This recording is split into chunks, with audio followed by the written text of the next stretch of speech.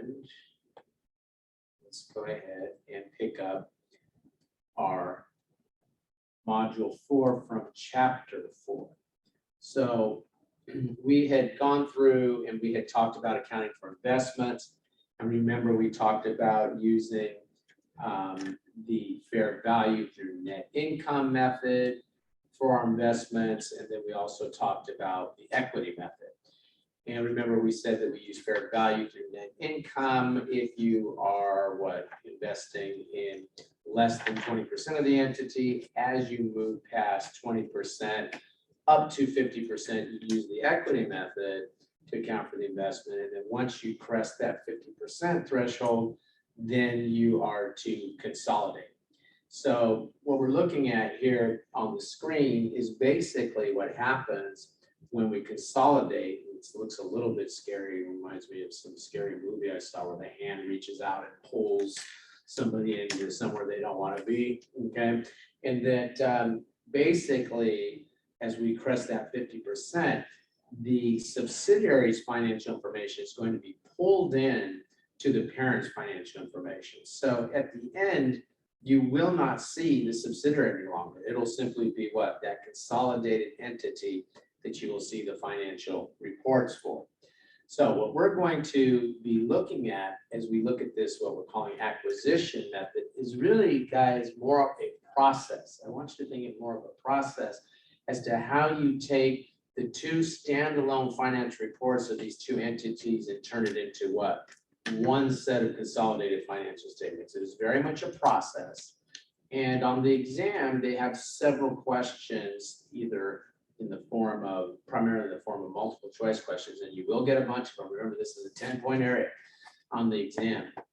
And in that, they'll be asking you about different parts of that process. So the way we're going to learn this is by understanding the different steps in this process. But there's also a potential that you will see a task-based simulation in which they will ask you to affect an entire consolidation. And if you get something like that, you still will take the approach of doing it a piece at a time. Remember, you get partial credit for what you put down correctly in a task-based simulation. So although it would be wonderful if you could do these consolidation beautifully and go from A to Z and hit all the points, you're probably not going to be able to do that, and you're going to be better off focusing on the different steps of this process, getting as many of those correct as you can, and then moving on. Remember, we don't spend any more than about, I think we had said for any one task-based simulation, we're limiting ourselves to about 15 minutes of time. So you won't have time to sit there and try to perfect this thing anyway.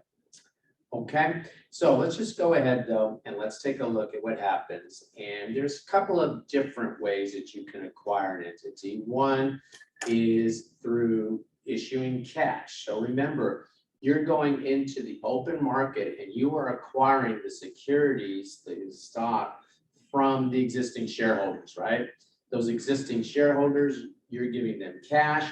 They're going away. They're moving to the Cayman Islands or whatever it is they're doing. They're no longer involved in the management of the company, right? When you buy the shares from them, okay? When you do that, you will debit your investment account. So now you have an investment on the parent's balance sheet, and of course you credit cash.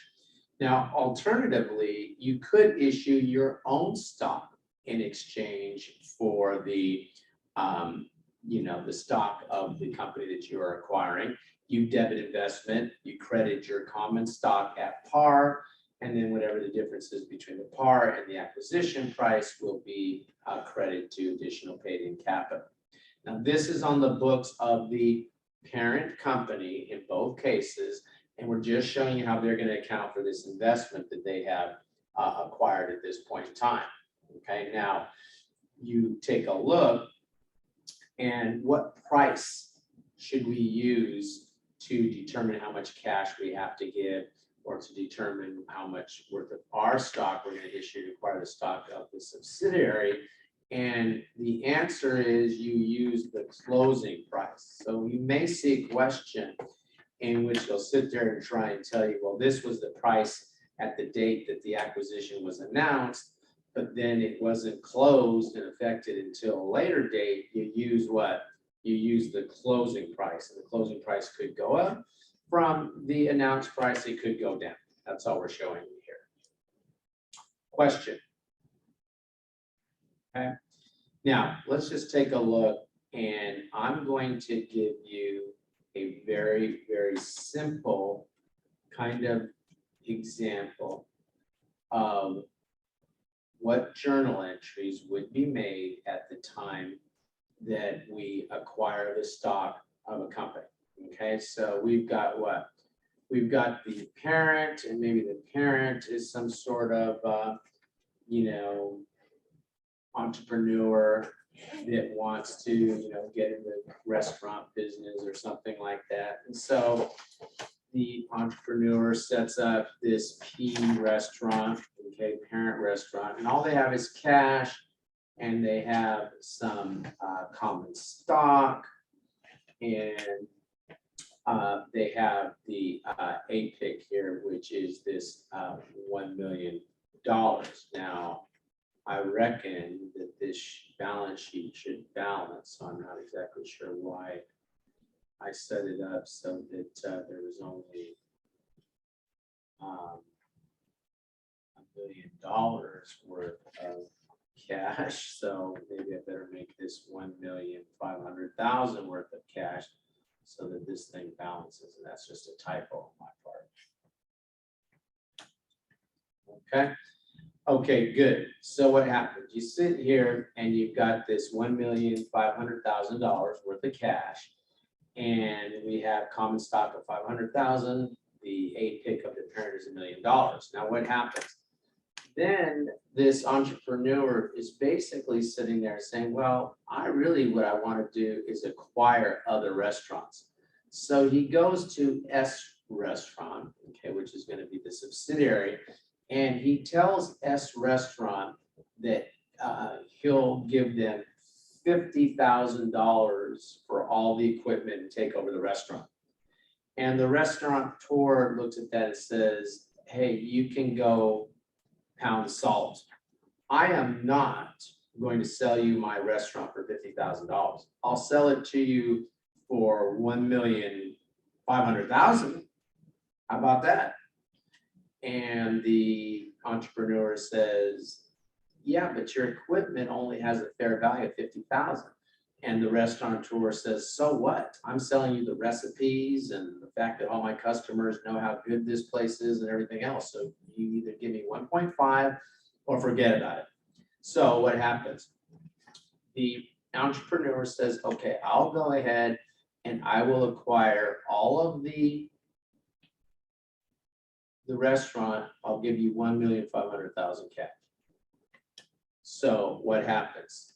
The investment on the parent's books now, on the entrepreneur's book, will be recorded at $1 million. I apologize for, I started thinking something else and then changed my mind in the middle of this example.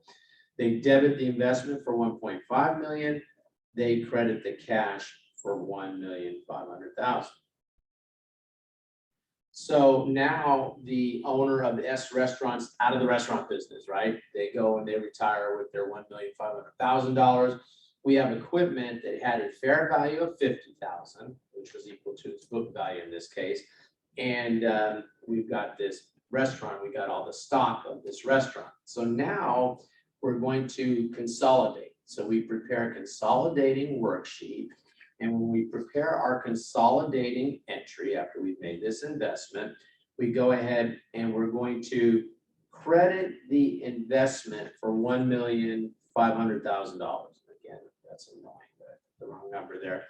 We credit the investment for $1,500,000 because there is no more external investment as far as the consolidated entity is concerned.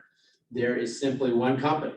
So we credit the investment account. That eliminates that investment account off of the parent's books, which is good. We don't want that to show on the consolidated. We go ahead and we debit the common stock of the subsidiary because we are not any longer showing that as external stock. That stock has been acquired. We've acquired that stock. We don't have to show that as stock that's outstanding. We have acquired it. So we're going to go ahead and debit the common stock for 50,000. Now, when you look at this, you say, well, what's the difference there? I mean, we paid 1.5 for stuff that had a book value and a fair value of 50,000. So we must have now what? We must have, and at this point, we create an account called what? Called goodwill. And we must have goodwill now. And the goodwill is going to be, and of course, I made the math hard on myself now because I figured out ahead of time, is going to be what, 1 million, not theirs, the goodwill is going to be now 1,450,000.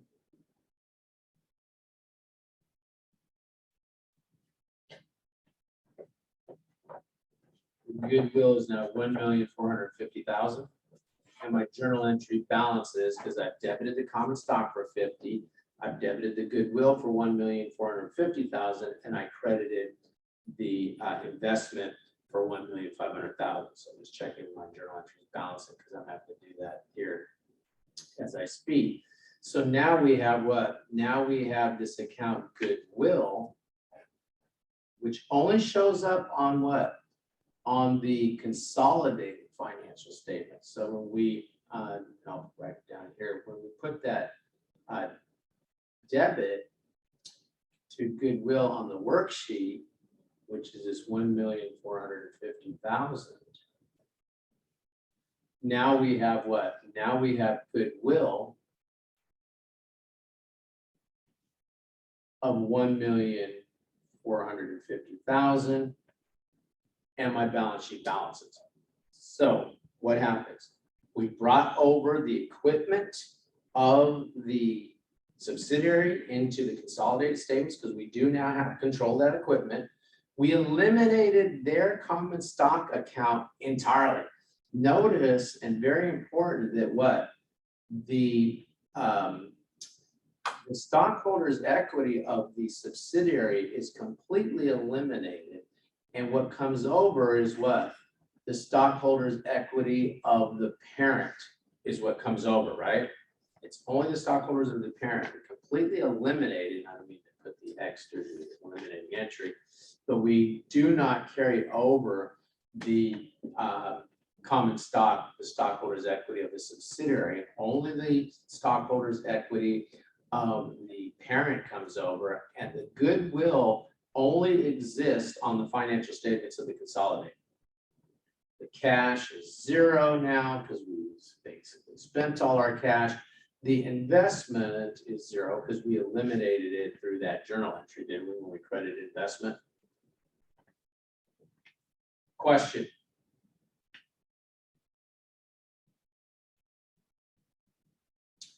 Okay, good. Now that is obviously, a very simplified example, but I want you to kind of keep that in the back of your mind with a couple of key takeaways. The goodwill only shows up where? On the consolidated statements. We created, right, because we acquired the equipment we acquired the company for more than the fair value of the equipment, didn't we? We bring the value, the fair value of the assets of the two entities together, which in this case is just this equipment. And then we completely eliminate the stockholders' equity of the subsidiary, and only the stockholders' equity of the parent comes over.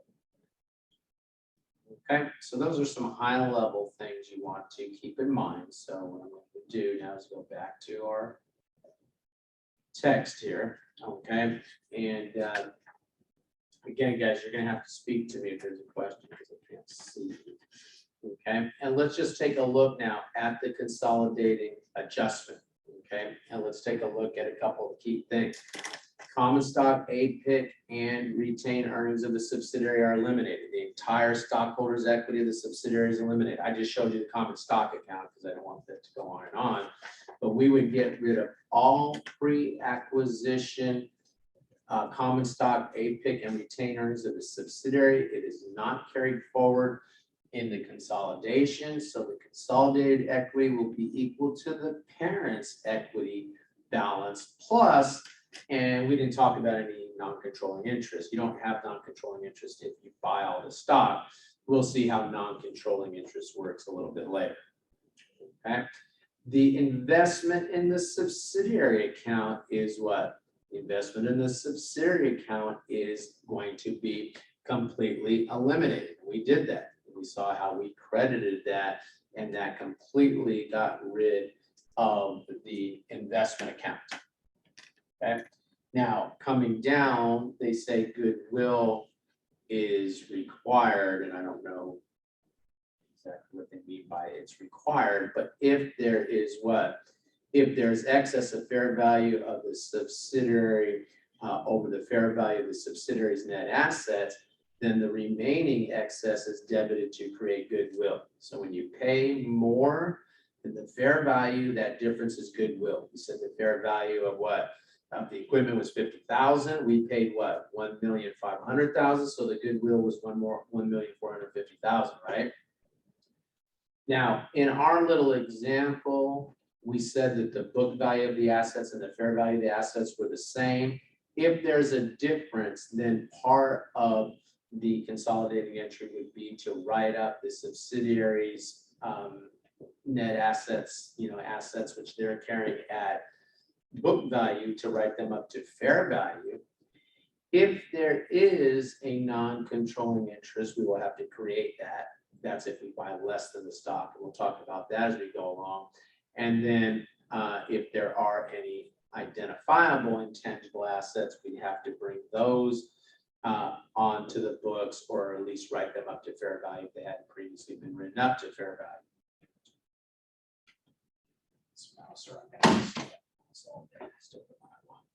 Okay, now Becker does a good job here of giving you a mnemonic to help you remember the pieces of the consolidating entry. And so the mnemonic, guys, is CAR in big.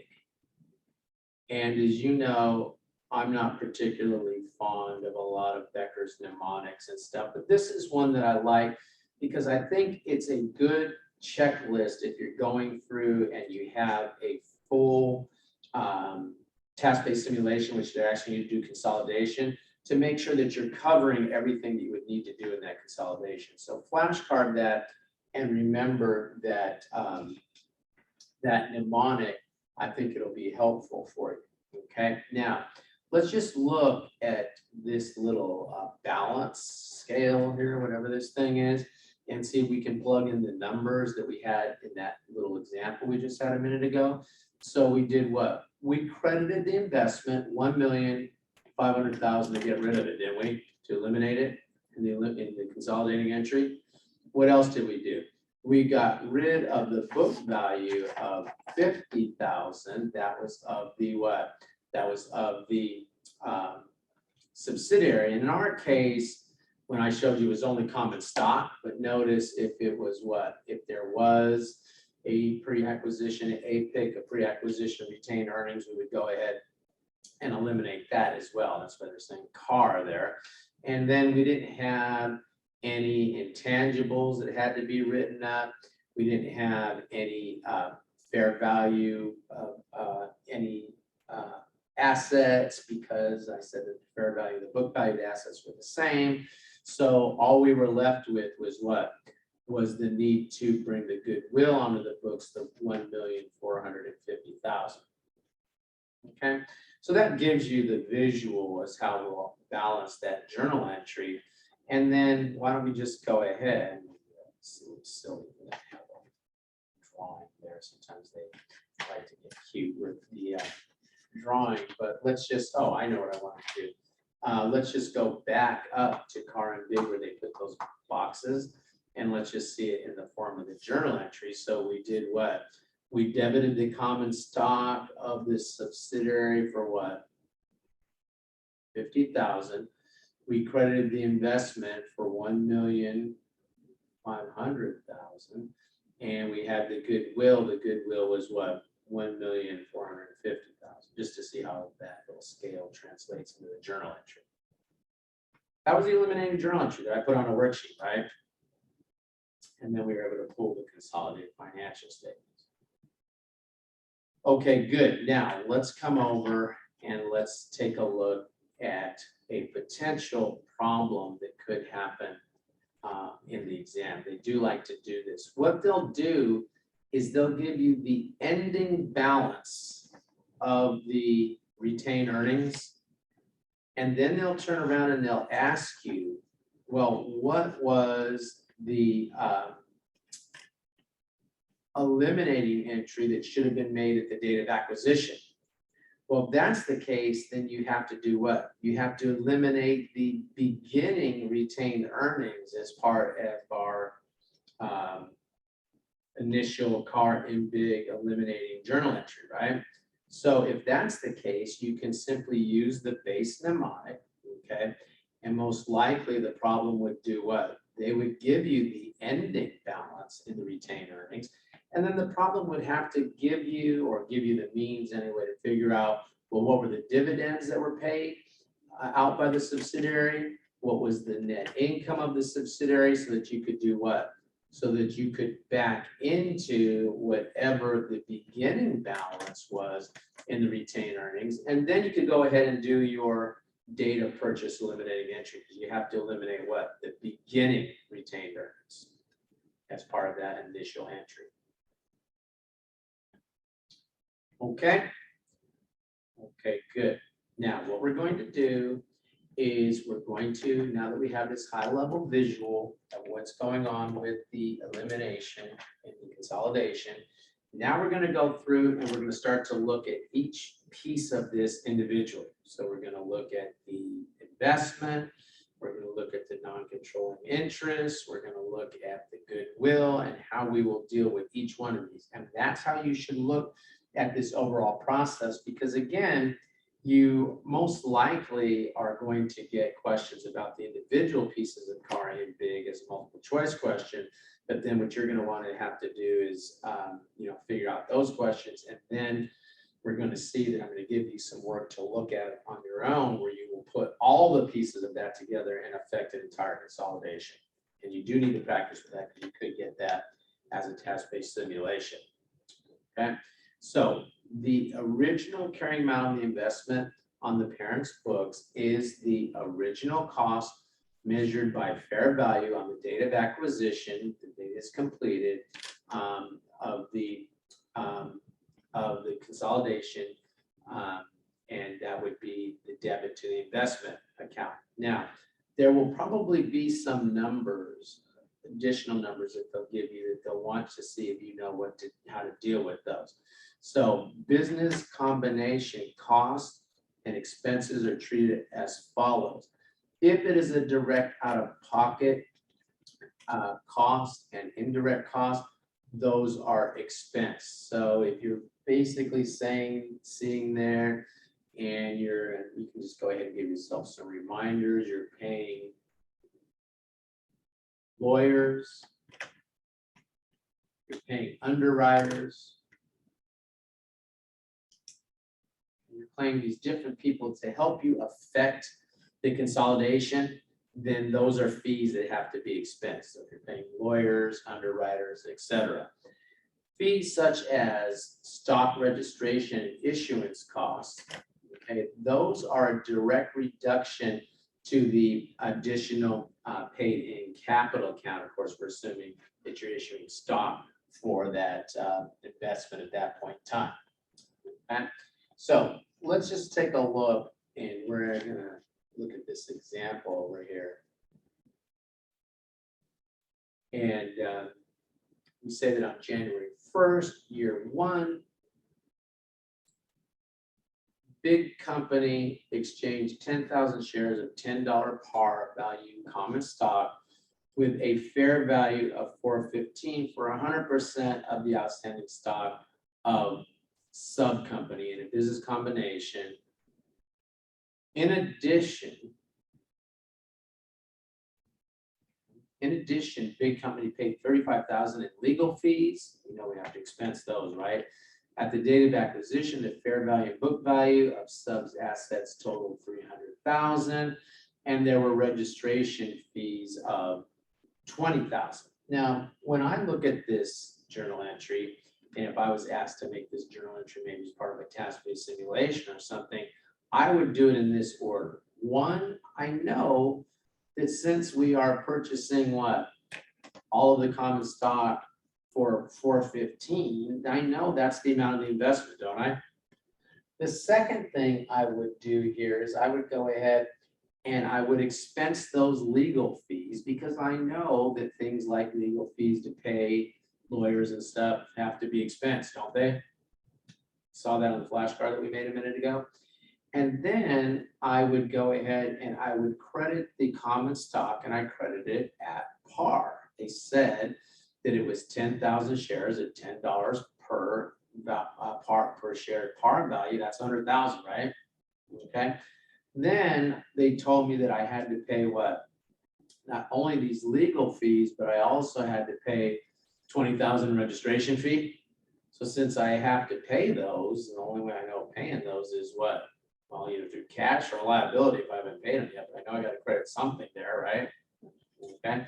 So then that would be the fourth line that I would figure out on this journal entry. Remember, guys, you don't have to write journal entries in order of debit and credit. Whatever you figure out, put it down. You'll get points for that, right? And then I have the additional paid in capital, which is kind of the hard part here, but it's what? Well, it's the 415. That's what I'm paying for this, right? Minus the what? Minus the par value of the common stock. That leaves me this 315. And then we said that what? Any registration fees and whatnot are treated as a direct reduction. We don't expense it. We treat it as a direct reduction off of the additional paid in capital. So you follow that direction, and that's how you come up with this 295. Again, if they were just asking the impact on additional paid in capital, I wouldn't want you to have to make an entire journal entry for that, just to kind of come up with that at the end. But that would be the fifth line of that journal entry if I was having to do the whole journal entry. Okay, now you look at this and you look at it in the format. Now, well, what will we do for the eliminating entry using CAR in big? And, they keep doing this scale thing. I guess that's helpful, but I don't know. I'm an accountant. I'm not afraid of journal entries. So I'm going to go ahead and do what? Credit the investment, 415. Got to get rid of it, don't I? Got to get rid of the investment. I get rid of what? I get rid of all of the book value of the subsidiary, which they told me was 300,000, right? They probably told me the book value was 300,000, and that said that was also the fair value. The difference, especially when you're acquiring 100% of the stock, between what you pay for the entity and the fair value that you have is what? Is goodwill, right? So in a way, it's a loss, right? What's the loss? Because investment is 415, but the common stock, we're using the common stock to buy investment. I don't get it. Well, okay. Okay, well, we used our common stock to buy the investment. That was up here. You got that, right? Yeah. Okay, we issued the parent's common stock to buy the investment, right? Yes. And the parent's common stock apparently had a value of 415,000. Okay. Okay, so we gave 415,000. We gave that up to acquire what? To acquire tangible assets, equipment, whatever. Okay. That had a book and fair value of 300,000, didn't we? Yes. So the difference must be what? Must be goodwill. Okay, got it. And go ahead, try and buy all of Apple's stock for the fair value of the assets that they have. See what Tim Cook tells you. You're going to call security on you. He's not going to let you buy all the assets of Apple for whatever their fair value are. Okay, well, our building is worth this much, so okay, just give me this much for our building, because there's a lot of goodwill in there that Apple doesn't record. You can't create goodwill, but you can buy it from somebody else. And so when Serena Incorporated buys Apple, then you could record the goodwill if you pay more than the fair value of the assets, whether you're issuing your stock for that or if you're giving cash. If we had given cash in this example, I don't know, maybe we still would have had the legal fees, but there wouldn't have been all this nonsense of allocating the amount between the common stock and the APIC because we would just have cash. We wouldn't have to pay SEC fees or any of that, right? So this was the journal entry to record the acquisition, to record the purchase of the investment. But then when we finally get to consolidation, there is no more investment account. So we're now eliminating that by the time we get down to the actual consolidation. So it could be, can that purchase be vice versa? I pay APEC 415,000 and then investment subsidiary 300,000. You just move the goodwill to the credit. Cannot be done that way? Well, under that scenario, assuming that the fair value and the book value of the assets were the same, that would be equivalent to saying that I just acquired your question would be equivalent to saying that I just acquired $415,000 of fair value of assets for $300,000. If you wanted to switch those, I only paid $300,000. That would mean, forget about the stock, the issue using the stock to acquire it. I would have debited the investment $300,000. I would have credited cash $300,000. Let's say. Serena, your question, you wanted to say what happens. You said to me, unless I misunderstood your question, you said to me, could it be that this is 300,000 and this is 415? Yes, yes. That's what you said to me, right? No, but it would be 300,000. No, 300,000 debit on investment, credit on. Oh, I'm sorry, I misunderstood. Okay, got it.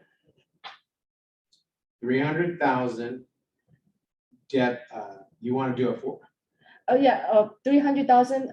Okay, investment subsidiary 300,000.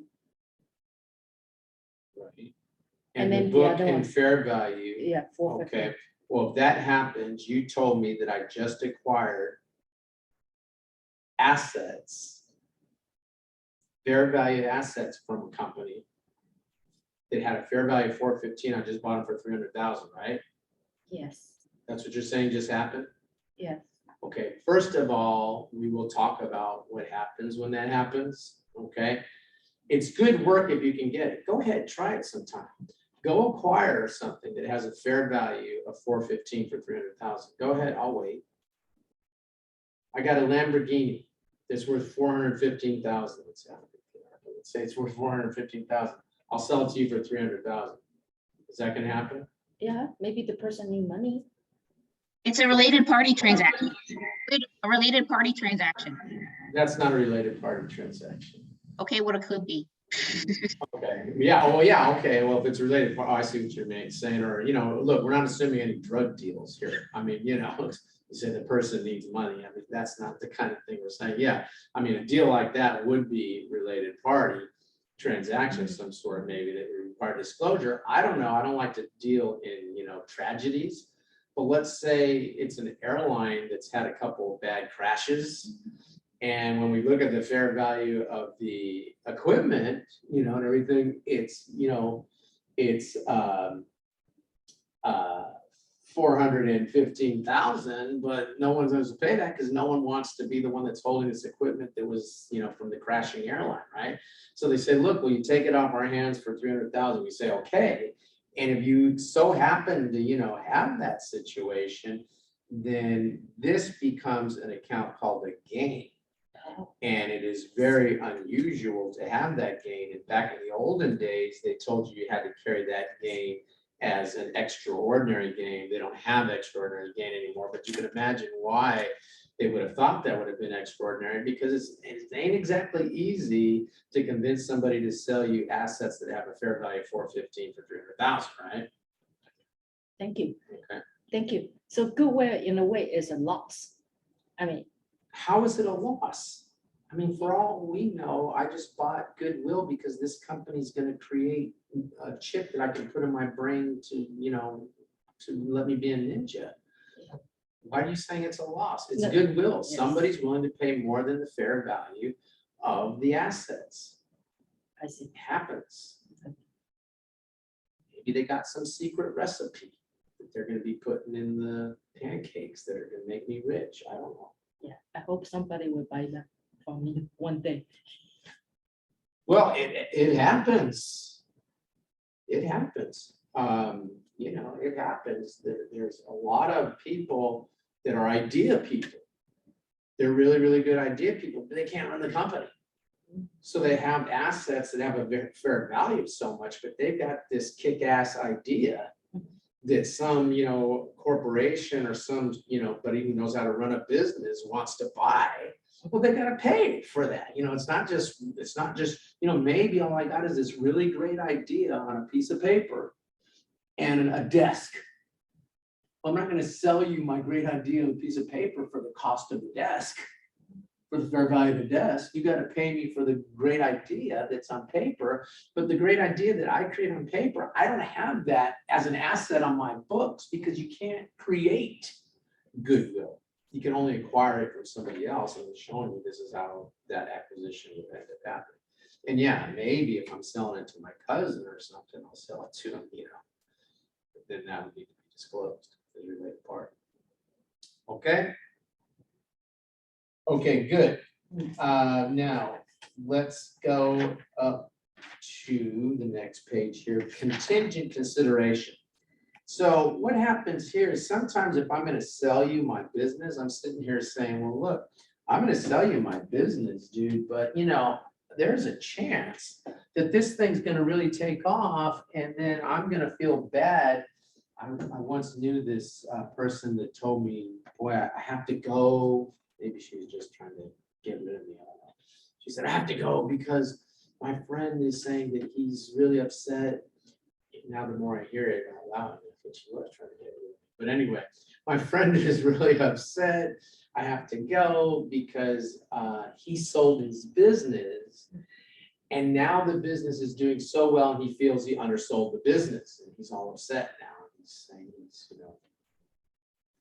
do something rash here.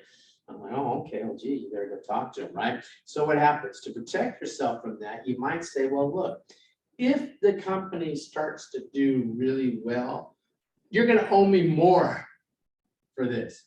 So now the company that is going to potentially have to pay out more for this acquisition is going to have to set up a contingent liability for what they think that additional amount might be should all this good stuff happen. And it makes sense because you can't have it both ways. You can't acquire a company saying, oh, great things are going to happen, and then pretend like those great things that are going to happen aren't going to produce a liability for you. So contingent consideration is obligation of the parent to transfer additional resources or equity interest to the former shareholder if specific conditions are met.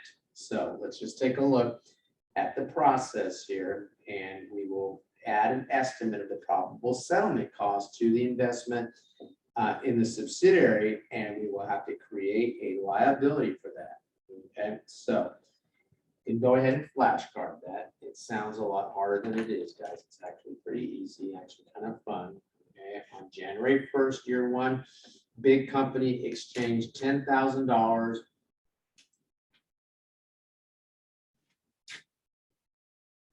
so now you're in trouble. You got me. Now I gotta take off my jacket. I was gonna try to wear it the whole class, but that's not happening. Okay. So we're sitting here and we have what? We have on January 1st, year one, big company exchanged 10,000 shares of $10 par value common stock with a fair value of $4.15 for 100% of the outstanding common stock of sub company, which is basically what we saw in the example. In addition to the stock issue, big company agreed to pay an additional $85,000 on January 1st, year 5, if the average income during years 1 through 4 exceeded $40,000 annually on the acquisition date. Big believes there's a 50% probability that sub will achieve the earnings over the 4-year period. And then as we saw, that hasn't changed. The fair and book value of the subs assets are 300,000. Okay, so we want to go ahead and figure out, well, what is going to be that contingent liability, and then prepare the journal entry. So now you look, and we're actually going to set up a liability for what our estimate is of that additional consideration that we're going to have to pay out. Now, sometimes students say, well, you can't have an estimate. Why not? We have estimates all the time in accounting, don't we? So we just set up that estimated liability. We're really now buying that company for what? We're buying it for the 415, which is the fair value of the stock, I guess, that we gave up in this deal. And we're doing what? We are adding an extra 42,500. So really what? It is 457,500 that we're paying this company, because we're thinking have to cough up some additional consideration. Okay, and then of course you issue the common stock at par, and there was none of this situation of the legal fees and the SEC filing fees, so we didn't have to consider those. So we just took the difference between the value and the common stock, all went to APIC. Now, when you look at the eliminating entry, really the eliminating entry is what? The difference between what we paid and the fair and book value of the assets that we acquired. That difference is goodwill. So goodwill really works for us when you buy 100% of the stock, it's easy. When you buy 100% of the stock, it's simply what was the fair value, what was the acquisition price, right? That's always the goodwill. When you buy 100%, of course, the CPA exam knows that's easy, so they're probably going to give you a little more challenge where you're going to be buying less than 100%. If that's the case, then the goodwill calculation, you're going to have to figure out, well, what was the fair value of the assets? What was the acquisition price? And then that's going to allow you to calculate what the goodwill is in this situation, but I'll show you how to do that here in a little while. Okay, now it is possible that there will be change in the contingent consideration. Okay, just so as you go along, you have to consider those changes and adjust them accordingly. And so sub companies' income exceeded 50,000 in years 1 and 2. On January 1st, year 3, big company determined there's an 80% probability that the sub will achieve 4-year average earning target. In year 3, the expected value of the contingent liability would be now that 85,000. Now we're saying there's an 80% probability. We've already booked what? 42.5. So we just have to make an adjustment to bring it from the 42.5 to the 68 by debiting the expense for the increase and crediting the estimated liability for the additional amount we think we're going to have to pay. All we did there was what? Up the percentage, because things started going pretty well.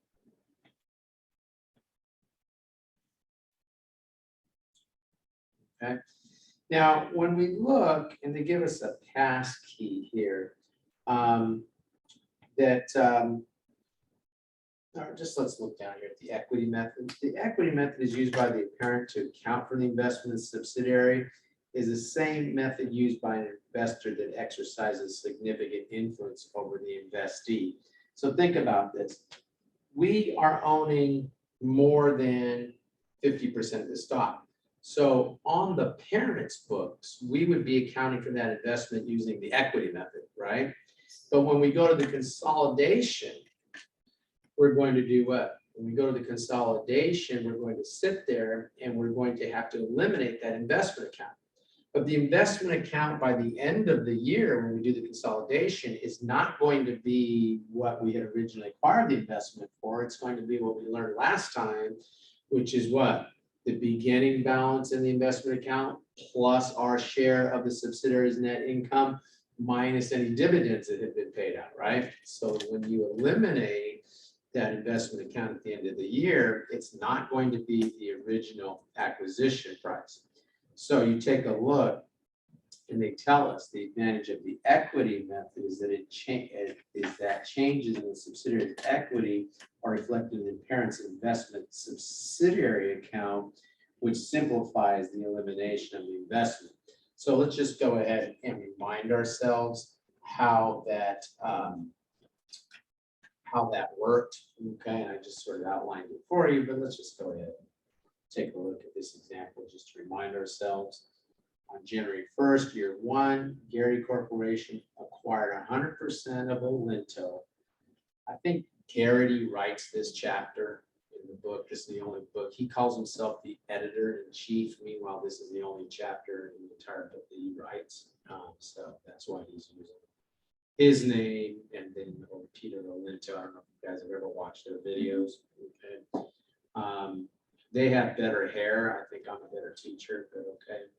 Okay, so we come over, we take a look, and they say that Gary issued 100,000 shares of $10 par common stock with a market price of 15 on the date of the acquisition was announced, and $25 on the date the acquisition was completed. Now we know we're going to use what?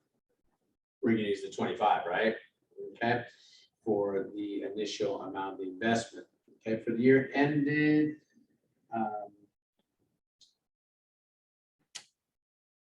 December 31st, year one, Olinto reported 355,000 of income, paid a dividend of 150,000. How does the investment account work? So, I mean, the only thing that's kind of new here from last time, we know to use the closing date, right? The $25 closing date. That's $2,500,000. And then we simply add the net income of the subsidiary minus the dividends. Since we own 100% of that, we take it all.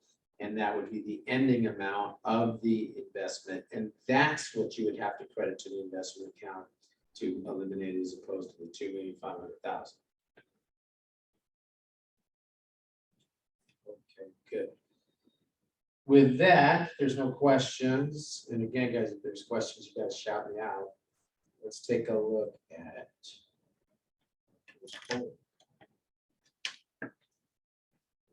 choice question.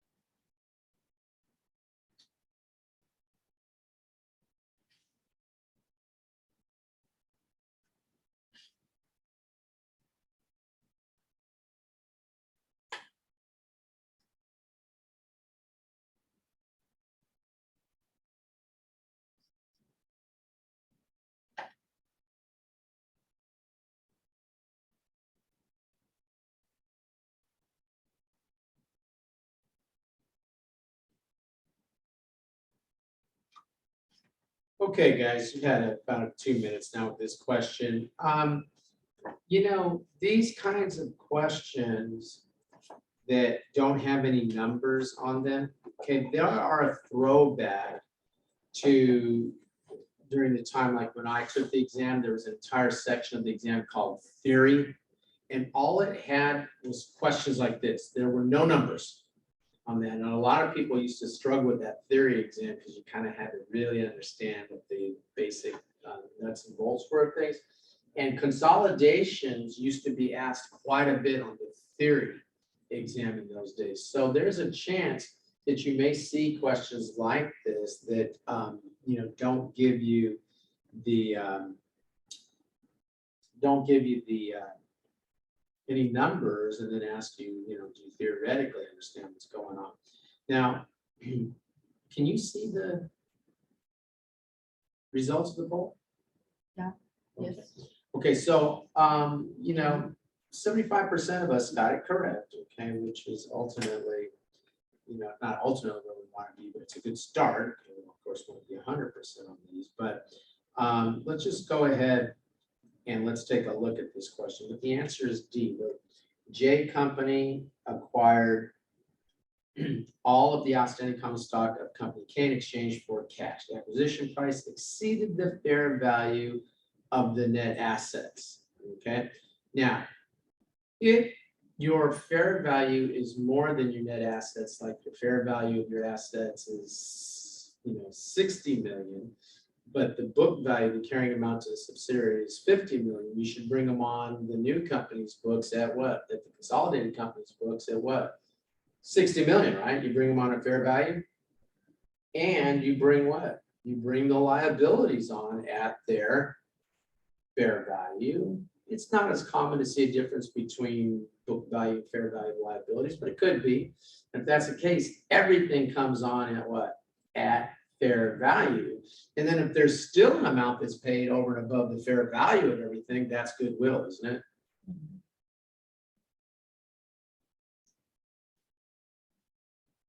Everything comes on at fair value, right?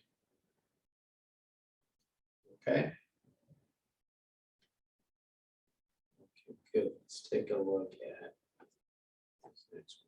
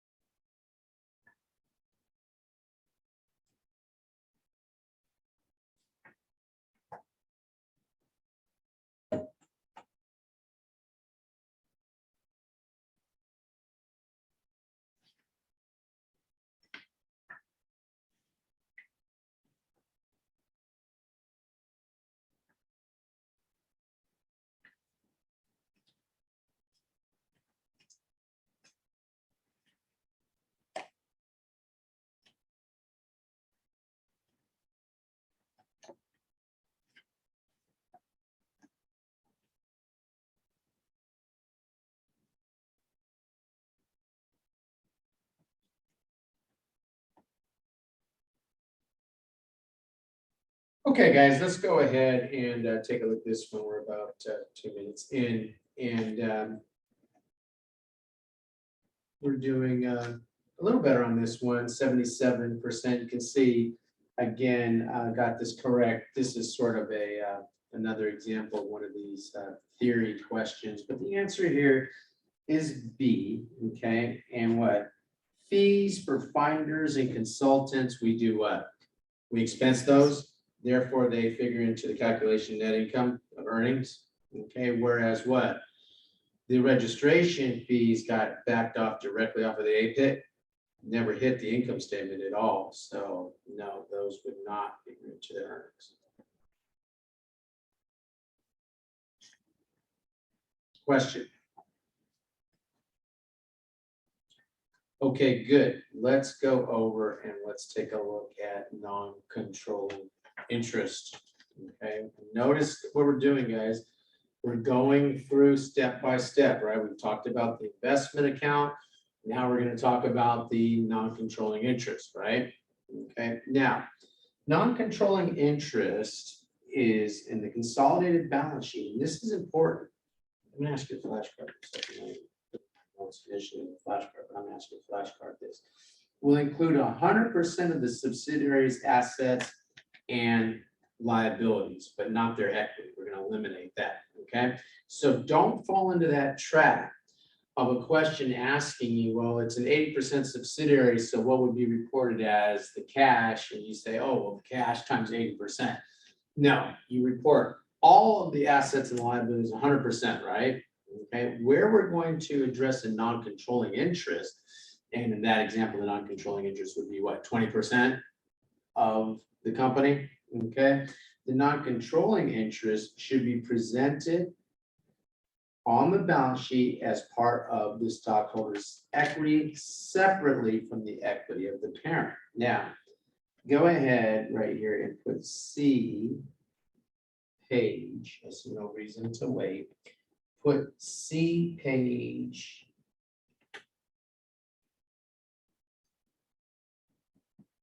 73.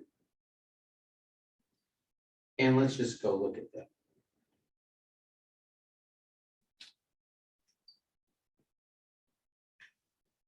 Page 73.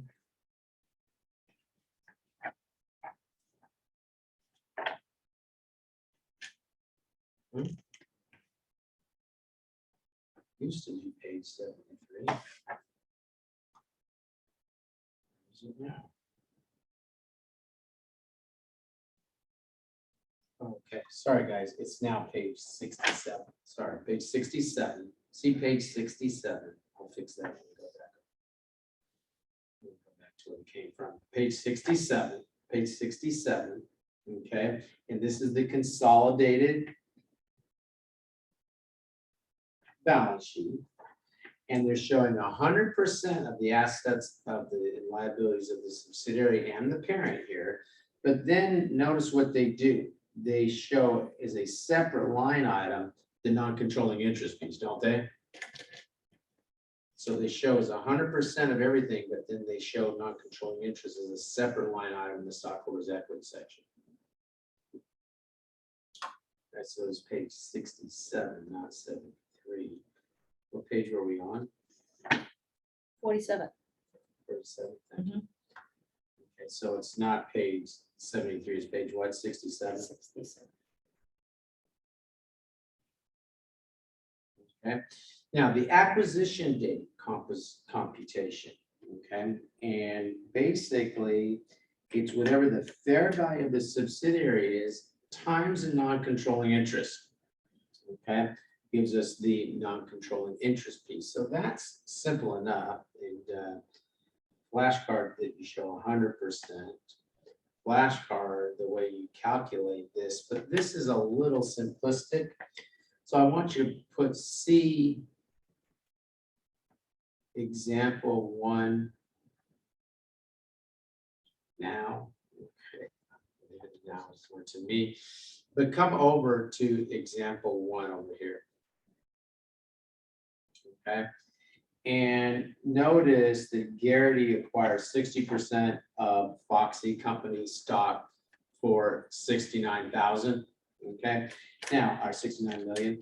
Now they show you this 69 million, and then they tell you that the fair value was what? Was 115. But what if they didn't tell me the fair value? Could I figure out the 115? And the answer would be what? Well, 0.60 times the what?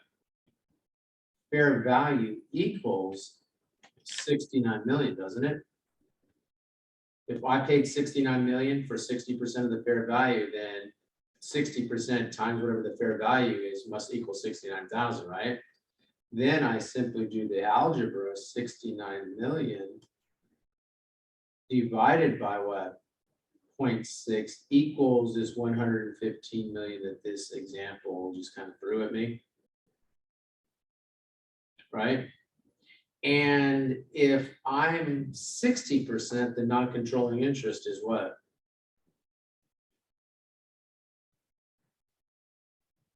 If I'm 60%, the non-controlling interest is what? Okay, there's 100% of the company. I own 60%. The non-controlling interest must be what? You're the owner? 40.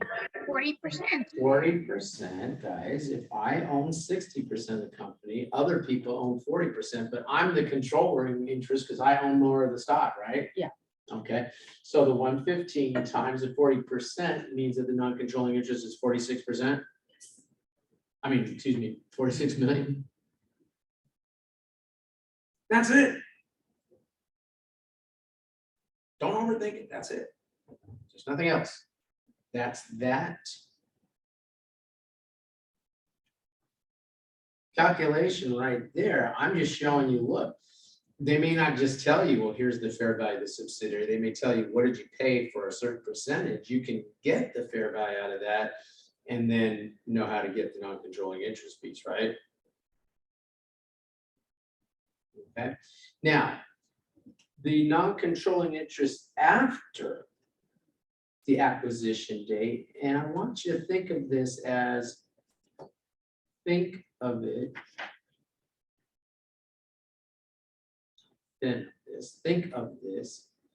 as retained earnings of the non-controlling interest. Okay, so what do you have? You have the beginning non-controlling interest, which I just showed you, just looked at how to calculate that, plus the non-controlling interest share of the subsidiary's net income, minus the non-controlling interest share of the dividends equals the ending non-controlling interest, which is basically what we do to the retained earnings account, don't we? We take the beginning balance, we add net income, we subtract out the dividends, but instead of the entire dividend of the company, we're just taking out what? And the entire net income of the subsidiary, we're just taking what? The non-controlling interest piece. Okay. Okay, good. Flashcard that. And then how will we do the income statement? Okay. And for the income statement, okay, again, we're going to consolidate the income statement. We're going to kind of focusing on the balance sheet, but we are also going to consolidate the income statement, aren't we? Okay. So we will consolidate all of the subsidiaries' income, all of the subsidiaries' revenues and expenses.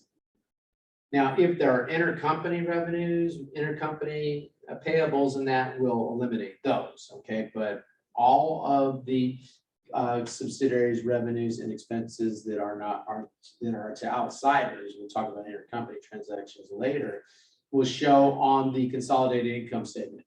So if the revenue was 100,000 for the subsidiary, how much revenue will we show on the consolidated?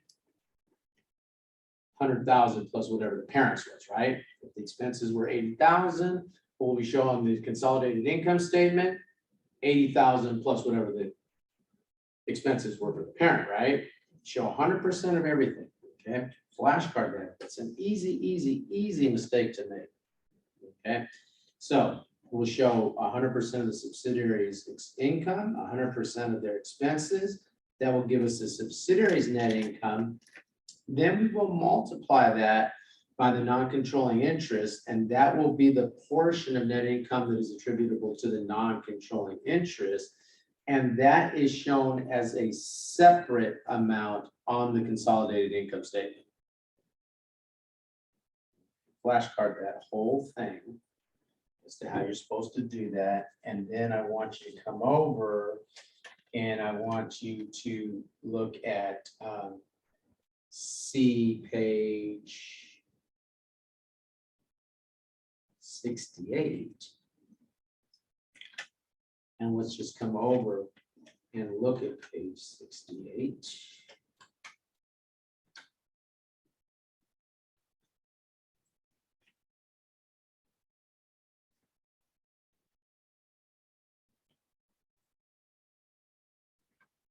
And we have what? The consolidated income statement.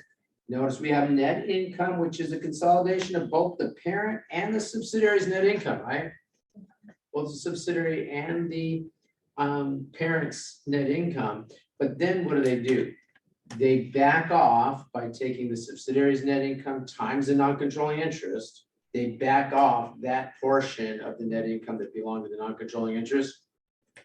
So then we get what? Then we get the net income that's attributable to a consolidated company. 100% of the revenue, 100% of the expenses, and then back off the portion of the net income that belongs to the subsidiary.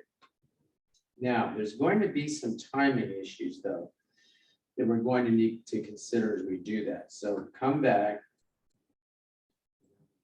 right here, okay? And I want you to what's the best way to do this?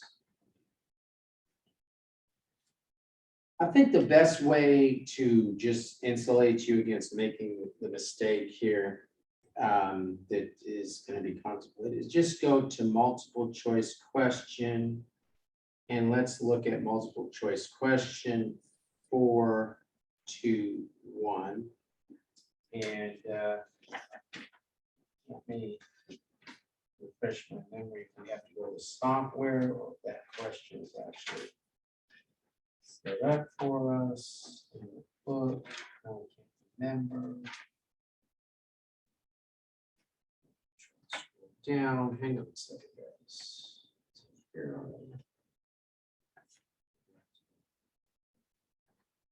think it's here.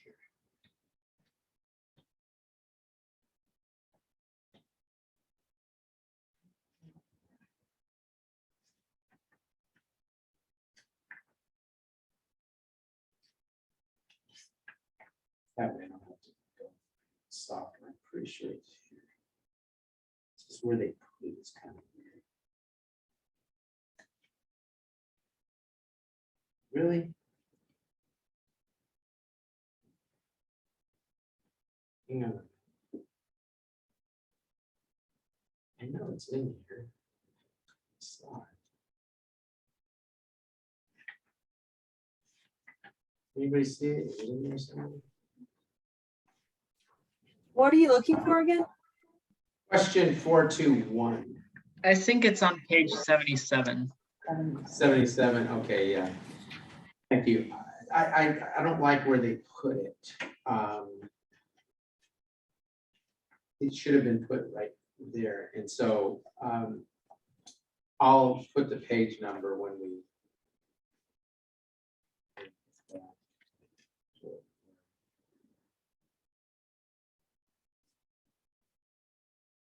Okay, and let's just do this together because this question 421, okay, 00421. They're you know, they're putting this here, but they should have put it up there in my opinion. Anyway, let's just look. So on September 1st, year 1, Philip Inc. issued common stock in exchange for 20% of Sago Inc.'s outstanding common stock. On July 1st, year 3, Phillips issued common stock for an additional 75% of Sago's outstanding common stock. Sago continues in existence as Phillips' subsidiary. How much of the year 3 should they include? So what happens? At the start of year 3, they only own what? 20%, right? Okay. So they would take 20% of the net income up to June 30th, whatever. And then when they acquire an additional number of shares, they go up to what? They go up to 95%. Okay, so that calculation of the amount of net income that would belong to the subsidiary would be what? Would be just 95% after the date of acquisition from June, of the increased acquisition from June 30th to July, from July 1st, I should say, to December 31st. And then it would be what? Only the 20% would be the non-controlling interest portion for the first half of the year.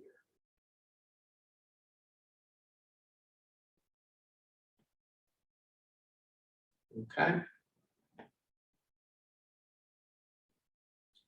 Okay, so that's a little more complicated than what they just said there, because you have to also, my only point in showing you that now, what page are we on? 48. My only point in showing that to you now was that, you know, dates are also important. So it's not just, you know, how much do they own at the end of the year, it's how much is attributable to the non-controlling interest can change as the year progresses as we acquire more shares.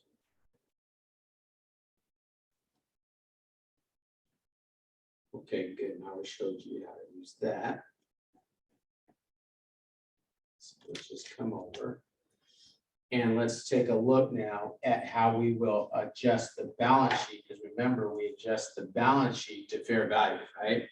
So what we'll do is first, we will adjust up any assets and liabilities, and those are what? Those are tangible assets and liabilities up to, let's do it this way. Let's do it in the steps, and I'm gonna ask you to flashcard the steps.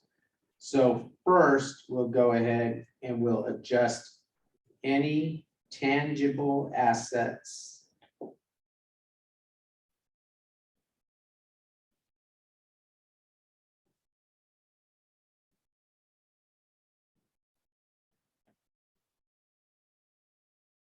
and liabilities to fair value. So whatever you paid, first you're going to go ahead and you're going to write up those to fair value. Then you start looking at intangible assets and you adjust them to fair value. Now, when we look at intangible assets, we can look at things like patents, copyrights, franchises, okay? And those are specifically identifiable intangible assets. In process, research and development. Now, when you look at that, what's happening? The company has spent, the company that is doing the research and development, they've spent money on research, right? What do we say about cost for research and development? Expense, right? Their expense, right? But if I come in and I acquire the company, I may be acquiring the company for that research and development because I'm saying, hey, I'm going to make this thing work and I'm the good manager that does that, right? So of that acquisition price, I would have to attribute some of that acquisition price to the fair value of what? Of the research and development. Even though the company doing the research and development did what? Expensed it. When I come in and I acquire the company, I'm required to take some of that acquisition price, write up my tangible assets to fair value, but also come up with an amount for what I think is attributable to what? Fair value that is attributable to the in progress research and development and assign some of that acquisition price to that. So I paired fair value for the assets, tangible assets. I paid what? Fair value for intangible assets, maybe copyrights, patents that they bought from somebody else, but also in progress research and development that isn't even showing on the balance sheet of the subsidiary I'm buying because they had to expense it all, right? So I write all that up and then keep going. Once I had brought the intangible assets, okay, let's just take a look. Recognize as an intangible asset, do not write off immediately. In process research and development meets the definition of an asset. It may be the reason I bought this company. Now, what happens if the research and development crashes? I come in, I pay for this research and development. I think it has a fair value of $1 million. I assign a fair value of $1 million to it, and it crashes. What should I do? Expense, right? Then I write it off, Yeah, right? right. At that point, correct. Then I would write it off. I credit the research and development, and I take an expense for that on a subsequent consolidated set of financial statements. Now, if the intangible has a finite life, then I will amortize it, and we'll talk about the, well, we actually talked about how to amortize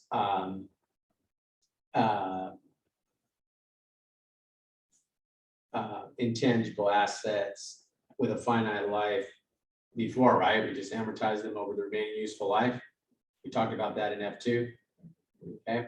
And if it has an indefinite life, which basically is goodwill and maybe a franchise, we don't know how long they're going to last, then we're going to have to test it for impairment, and we're calling that the one-step method. And we will look at that here tonight. Okay. So we'll deal with this one-step method. We have an indefinite life like goodwill. You don't amortize it, but you do a one-step method to evaluate to see if it's been impaired, and that's part of our F4 discussion. We'll look at that tonight. If we don't get to it tonight, we'll look at it next time. So what have we done? We have written up our tangible assets and liabilities to fair value. We've written what? Intangible assets to fair value, research and development that's in progress. We actually assigned a value to that. And if there's still an amount, what, over the fair value of all those assets, the acquisition price is still over the fair value of all those assets, the remaining amount is what? Goodwill. You paid for a good feeling. Something good you think is going to come out of this company, right? Okay. And so that remaining amount becomes the goodwill. So can I ask a question? So earlier when you say a company buying the research development, but it is already put in the expense. So is there a journal entry we can reclass that to acquisition? Yeah. Expense? Yeah, let's say that the book value of the assets are 100,000. And the fair value of those same assets are 100,000. But I acquired the company for 1,100,000. What did I pay the extra million for? For research development? Perhaps I paid for the research and development, right? So what I'd have to do, in the consolidating entry, I would credit the investment for, I pay for it 1,100,000.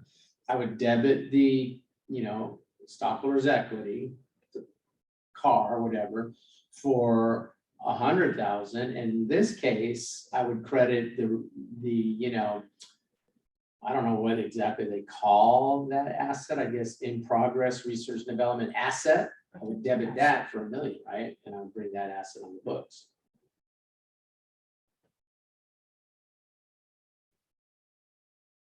Even though the other company, and I don't know, maybe they spent $2. Maybe they spent $2 million in creating that. I don't know, but that I don't care. That already hit the income statement in the previous year, right? As they spent it on the subsidiary. Yeah. They debited expense and credited cash. It's gone. It's off the balance sheet now, right?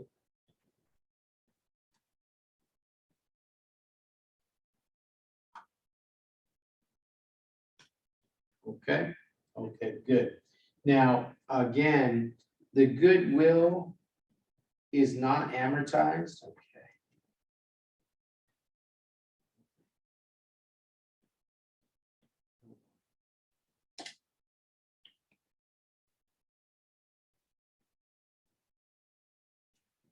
Stupid thing now.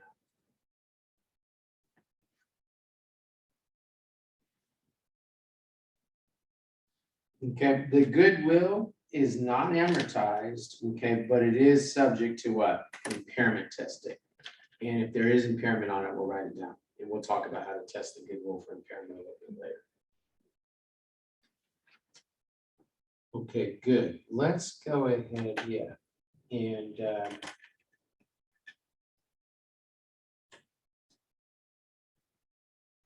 go to example 2 here. Okay, and let's just take a look at this example. And we have tag company. And this tag company is going to purchase 60% of Garrity Company's equity for 75 million in cash. Okay, now, can we figure out the fair value? Even though they told it to me, if they did, would I be able to get the fair value? Yeah. What do you want me to do? Set that up.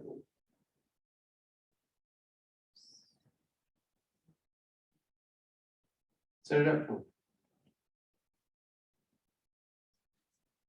So you got a question on the exam and they tell you that I acquired 60% of the equity for 75 million, you're not gonna be able to come up with the fair value of the company? So you use $70,000 divide by 60%, right? So you become 75 million. 70 million divide. 75 million times what? So, Times fair value. I mean,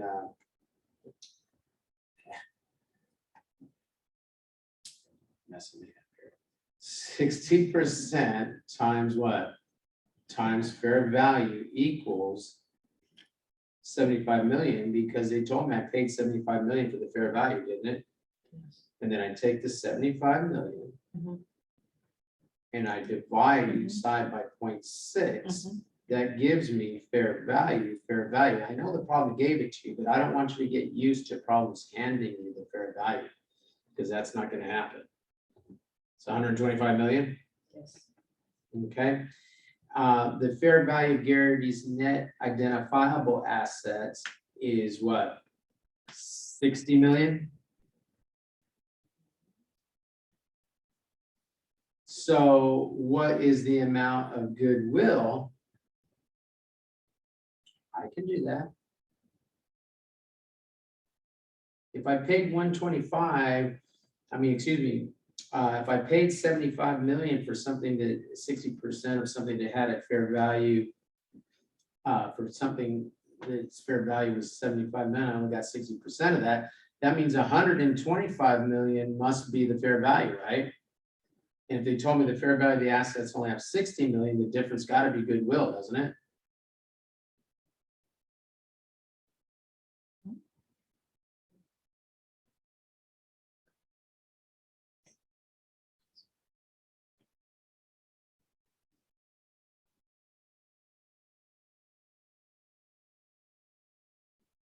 But Nothing. Is there a okay, question? I don't know. You went, I don't know. In my world, that's a question, you know? It wasn't like, oh, it was, no. Okay, we're good? Okay, now, not contemplated here, not necessary for what we're talking about right here. They also showed us how to get the non-controlling interest. Okay, which we already talked about that. Okay, now let me ask you this. What if they told you that they paid 125 million for 100% of the stock? And then they told me that the net identifiable assets had 60 million. Would it change anything? What if they told me that they paid 125 million for 100%? Would it change anything?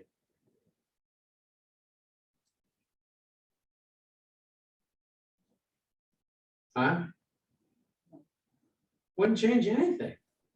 If what, 100% of fair value equals 125 million, then the fair value, which we already know here, maybe the question is so obvious you can't figure out what I'm asking, is 125 million, right? No, your question was if 100% of $100 million, would that What change if they anything? told you that they paid 100%? They bought 100% of the stock and they paid 125 million. It wouldn't change anything, right? No, It's the same. It's always the difference between what? The fair value, look at me, guys. You can't see me. It's always the difference between 100% of the fair value of the assets and what was paid, right? I mean, it's always the entire fair value of the company versus what? The fair value of the assets, right? That difference is goodwill. It's always the difference between the fair value and the fair value of the identifiable assets, isn't it? Always. Okay, the only thing that you might have to do is if it's a what? If it's a purchase of less than 100% of the stock, they might make you figure out the fair value, which I've shown you how to do here, right? Okay. All right, good. So let's go ahead. Kind of keep beating this over the head with that journal entry. And let's see what happens, Serena, to your question, an acquisition with a gain. Okay. So when acquiring a corporation with fair value that is less than 100% of the fair value, the following steps are required. First, you still, and once you flashcard these steps, you still write up the tangible and intangible assets up to fair value. Got to write them up to fair value. Regardless, doesn't matter that you're paying less than the total fair value of the company. You still write everything up to fair value. And then the difference between the fair value and what you paid, and now we paid less than fair value, that is considered what? That is considered a gain. That's considered a gain. So now you look and Garrity purchased 100% of the subsidiary for $1 million. Total net book value of the assets is $800,000. Fair value of everything is what? Is 1.2. If you acquire something for 1 million that has a fair value of 1.2, do you think you gained anything? If you acquire for 1 million something that has a fair value of 1.2, do you think you've gained anything? 200. You gained 200, haven't you? Yes. And that's exactly what they did. Now we don't have goodwill. We have what? We now have this gain, and this gain is reported where? On the income statement, the consolidated income statement, it's reported as a gain. And I guess they don't call it out as, well, I know they don't call it out as extraordinary anymore, but it's getting close to what's pretty extraordinary, because it's, go ahead and try it sometime. It's not easy.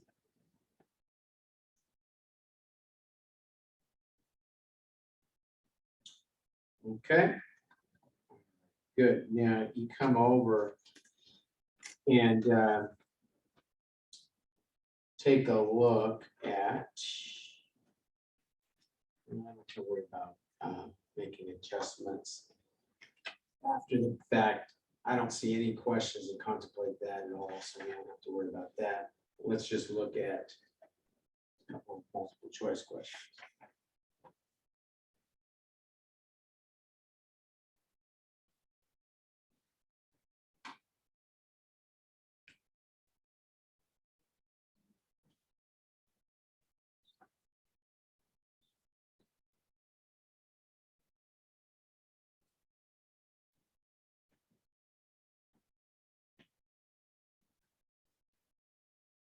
Guys, when you look at this question, I just want to point out right here at the very beginning, they bought all of the outstanding common stock.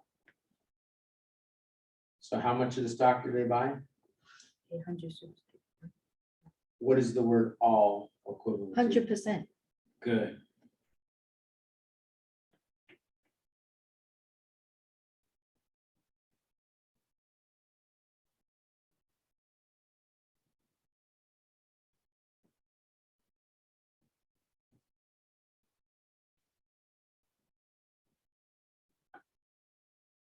Oops, I gotta realize. Oh, shit, sorry. I ended it too soon. So one person just kind of hold your answer in your head. And you can revote.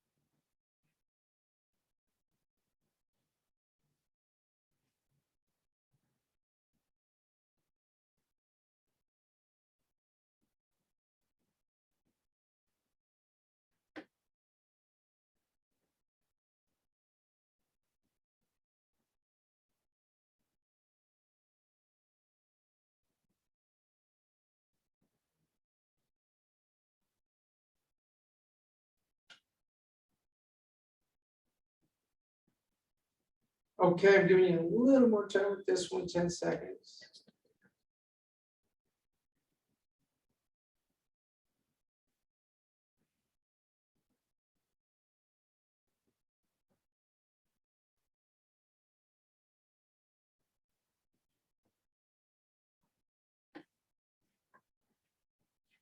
Okay, let's go ahead and let's take a look at this one.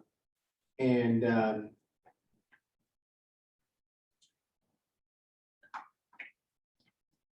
we can look and they're asking me what should be reported as goodwill here on the consolidated balance sheet right now. Here we would report this goodwill because we've acquired all the stock, right? So we know that there's going to be consolidation. So the goodwill is reported in consolidation. And we know that the goodwill is the difference between what we paid for the, what the fair value of the company is, I should say, and what the fair value of the assets are, right? Assets and liabilities. So what is the fair value of the company? 700? No, fair value of the company. Fair value of the company is 860,000 because that's what they paid for it. For 100%, Yes. 100% times the fair value equals what? 860,000? Yes. Divide both sides by 100%, that gives me 860,000, right? I mean, you have to do that, obviously, right? I'm just trying to get you to realize why you pick up that 860. What was the fair value of the assets and liabilities? Well, the assets and liabilities had fair value of 840 and 140 respectively. Yes. So the what? The fair value of the net assets, what are net assets? 840,000 of assets minus what? Liabilities of 140,000 equals 700,000. Yes. So if the fair value of the assets are 700,000, but the fair value of the overall company is 860, then there must be goodwill 160. Which I think just about everybody got that right. I don't know if I shared the results or not. Did I? Yes, you do.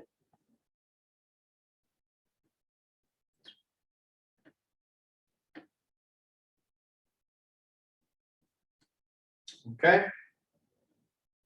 So if it's 100% acquisition, to calculate the goodwill, it's simply what? The difference between what you paid and what you got, which we talked about that when we were calculating the implied goodwill under the equity method, right? Even though that goodwill isn't reported anywhere. That only works for what? 100%.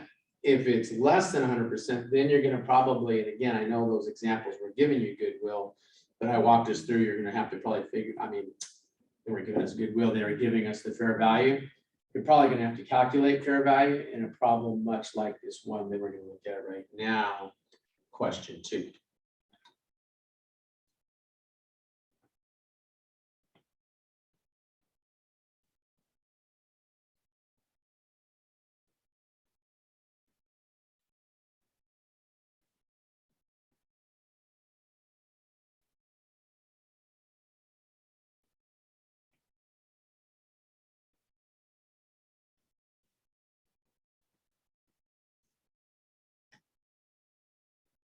Can you put the poll up, please? Oh, yeah, sure, sorry.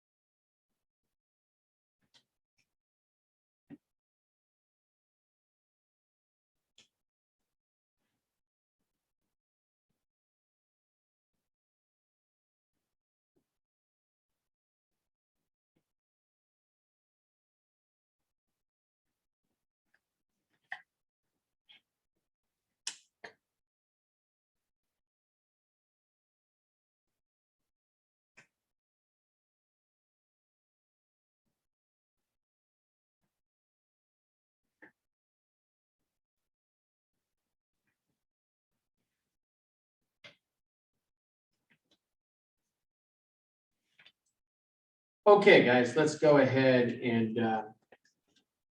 let's take a look at this one. And looks like most of us, 75% of us got it right, but let's go ahead and take a look at how we would do this one. And let me ask you this, do we know how to figure out the fair value of the company? Yes. Who wants to set that up? Is that 12 million divided by 75%? Good, just to fully illustrate, 0.75 times the fair value equals, and it must equal what? 12 million because this rig's paid 12 million for 75%? Yes. Then we take what? Then we take the 12 million, like you were saying, Serena, and divide each side by what? 0.75? Yes. And that means that the company is worth what? I mean, the company's worth 16 million. Yes. 16 million minus what? 13 13 million, they tell me is the fair value of the net net asset. assets. Difference is what? 3. 3 million. That difference must be goodwill. Yes.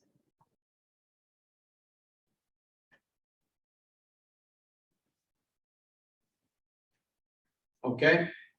So you can get tricked looking at those examples that they handed us, you know, thinking, oh, okay, they're just going to tell me that. What would be the point? I mean, that would be too easy. So they're not going to do that. They're going to make you back into the fair value. And then I guess it would be worth it. And that other problem, they told us the fair value, they borrow 100% of the stock, but usually they're going to make you do something like this. If it's 100%, then you don't have to do all that because they'll tell you, well, they paid this for 100%. That's what did you pay versus what did you get, right? Okay, good. Yeah, let's take a quick break, guys. Let's make it 7:05. I want us to have time to at least look at some of these intercompany transactions before we have to run, because I don't want to get locked out of the parking garage. Let's go ahead just so you don't explode here and take a quick little break here. We'll come back at 7:05, okay?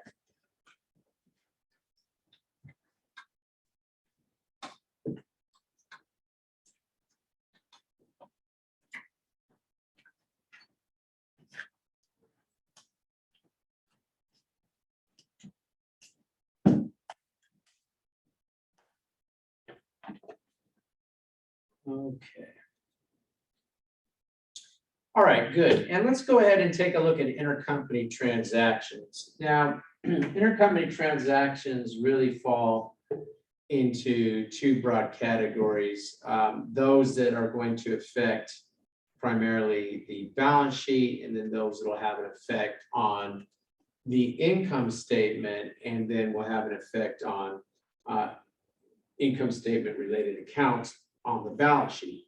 Now, you know, very simple eliminating entries that will affect the balance sheet are going to be if there are intercompany receivable and payables, you eliminate those. Okay, the key word is elimination, right? One company owes another company money, they're related, you're going to debit the account payable on the owing company's books, credit the receivable. Same thing with bond payable and an investment. It's an intercompany, eliminate, right? Same thing with payables and receivables on interest, payable and receivable on dividends. So, you know, you'll see a couple of things like that on the exam, and when you do, you know you're going to get some easy points out of a question like that, right? Okay. Now, when we talk about income statement eliminations, those can get a little more involved, and particularly if you have intercompany inventory and merchandise calculations. So let's just take a look at what they tell us. And it's common for an affiliated company to sell inventory to one another. Often the inventory is sold at a profit. The total amount of the intercompany sale and cost of goods sold should be eliminated prior to consolidating the financial statements. In addition, and this is the part that gets a little more challenging, the intercompany profit must be eliminated from the ending inventory and cost of goods sold of the purchasing affiliate. Okay, so think about this for a second. If I'm the purchasing affiliate, I buy something from my parent. Let's say I'm the subsidiary, I buy something from my parent and I sell it at a profit. Well, there's a profit that's going to be contained in my ending inventory of things I haven't sold. And there was a profit sitting in what? Cost of goods sold of things that I have sold. I have to eliminate that profit, because unless you're Enron, you can't sell stuff to yourself at a profit, right? Which is some of the shenanigans that Enron was getting involved in. So the key trick is eliminating what? The tricky thing, I don't know if it's the key trick, but the tricky thing is going to be what? To eliminate intercompany profit from what? From the cost of goods sold and the ending inventory of the purchasing entity. Okay, and so we're going to show you how that's going to be done, and it's not terribly hard, but it is something that you're gonna have to practice with, okay? Note that 100% of the profit should be eliminated even if the parent's ownership is less than 100%. That's another tricky thing that you start seeing, oh, okay, I'm gonna only eliminate some of the profit. No, remember, we're showing revenue, expenses, and then we're gonna show the non-controlling interest portion of the net income as a separate line item on the income statement, right? Okay, okay, good. So let's just take a look and notice, and I'm gonna take you straight down to the numeric example rather than showing you those journal entries with X's there. We sell intercompany transaction. Garrity owns 100% of Olinto. Yes, Garrity wants to make sure that Olinto knows he's the editor in chief. And Garrity sold inventory with a cost of $1 million to Olinto for $1,100,000. So we know there's going to be what? Some intercompany profit in this transaction, right? Okay. Now you come over and we say that the ending year one inventory included goods purchased from Garrity for $660, and there was a remaining account receivable balance of $200,000 on December 31st. Now, when I first looked at this, every time I teach this class, I look at these first entries. I'm like, what the hell are they doing? And then it takes me like 2 minutes to realize they're showing me the original entry on the sale. I'm waiting for the eliminating entry. And then here they come with the original entry on the sale, right? So on the sale, there would have been a debit to accounts receivable, a credit to intercompany sales, and then a debit to the cost of goods sold, a credit for inventory, just like if you sold it to outsiders, right? Okay, then what? Then you'd come over and on Peter's books, Olinto's books, you would debit the inventory and credit the account payable. That's upon the transaction, right? Now we keep going and they want to deal with the intercompany eliminations, right? So let's just go ahead and let's just take a look at a couple of the easy things here. The entire intercompany sale is going to be eliminated. You're going to debit sales because you can't sell stuff to yourself unless you're Enron. Now the sale that went to outsiders by Olinto, that'll stay in sales, right? But the sale from Garrity to Olinto, got to eliminate that, right? Okay. What else? We're going to eliminate the payables. Easy points on the exam. Guys, if you were asked to do an entire consolidation, that's the first eliminating entry I post. This is a piece of cake. Okay. Okay, good. Then what? Then I have to take out the entire intercompany cost of goods sold. What happened? Garrity had what? Garrity had debited the cost of goods sold. You take that out. You can't sell stuff to yourself. So now what? So now the profit, the sale, including the profit is out. The cost of goods sold is out, right? So now we've got that inventory that is left that Peter hasn't, that Peter either sold or still has on hand, that I have to just do what? I just have to take the profit out of that, don't I? I just want to take the profit because whatever it costs Garrity, that is the cost to the consolidated company, right? So I just want to take the profit out of that, and whatever in the ending inventory should be Garrity's cost, not Peter's cost. So I have to do what? I have to take out, not Olinto's cost. So I have to take out what? The profit in the ending inventory. And that's what we're going to do right here. And they tell us, they assume the beginning inventory is 0. The purchases by Olinto were 1.1 million, cost of goods available for sale. And then they tell us that the ending inventory is what? 660. Well, that was given up in the problem, right? Set up 660. So if you take what? If you take 660, and I'm going to do the math right here because I don't know, guys, numbers just don't dance out of my head the way they expect them to for you. I don't know, it doesn't work that way for me. But notice what 660 divided by 1.1 million is 60%. Okay, so 60% of the intercompany profit is in ending inventory, and then the remaining what? 40% was in the cost of goods sold. Okay, so now I simply do what? Take that intercompany profit and multiply it by the 40% for the portion that's in cost of goods sold, the 60% for the portion that's in ending inventory. I have the adjustment to take the intercompany profit out of my job. Here's to take it out of the cost of goods sold and take it out of the inventory, right? So what do? I credit the cost of goods sold for the 40. I credit the ending inventory for the 60. I got rid of the profit, right? So that now only Gary's cost is what's showing in the cost of goods sold and what's showing in the inventory.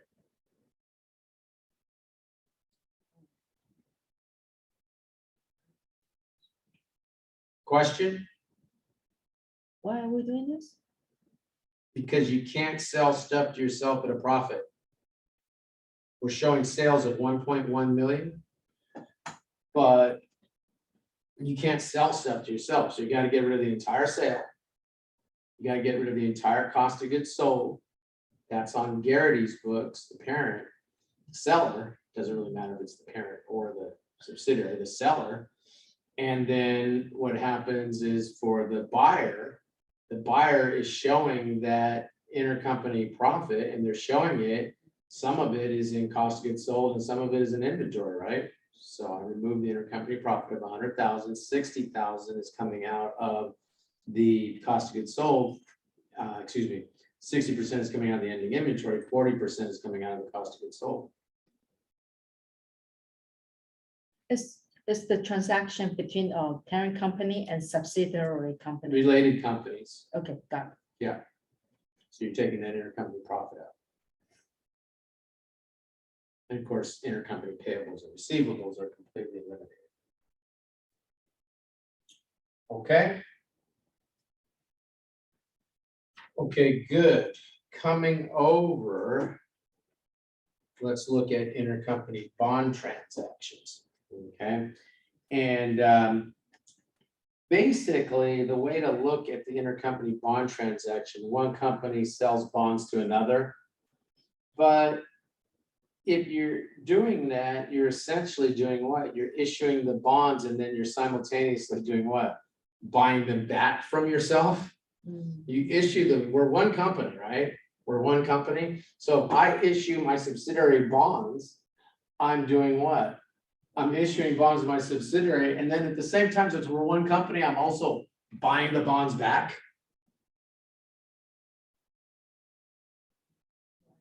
Because we're the same company. I'm one guy.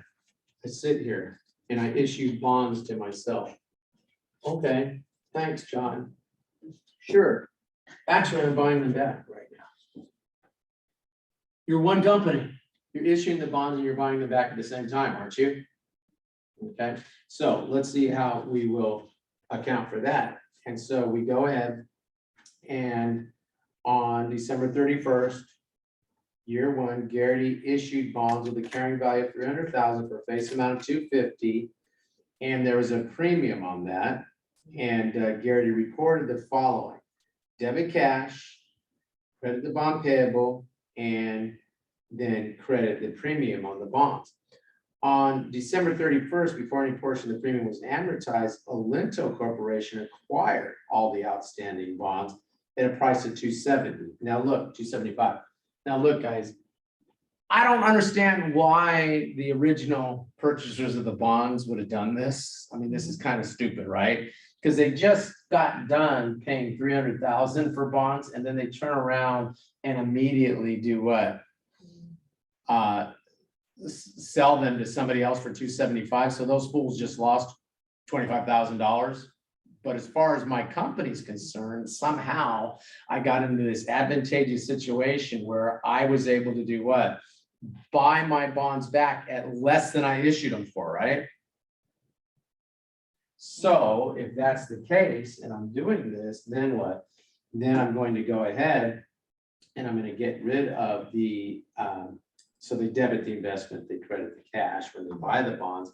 And then I'm going to do what? Get rid of the investment on the purchaser's books debit the bond payable, debit the premium, because there's no longer any bond outstanding, and I'm going to what? It's a gain if you were lucky enough to get into this situation where the same day, which I don't think this is very likely, but on the same day, you were able to do what? You were able to basically liquidate those bonds for less than you issued them for. So that portion is gonna be a gain.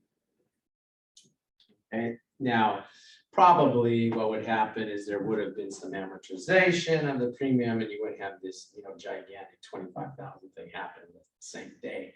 But by the end of the year, if that's the case, then you would go ahead and recognize that gain, or it could be a loss if you had to require them for more.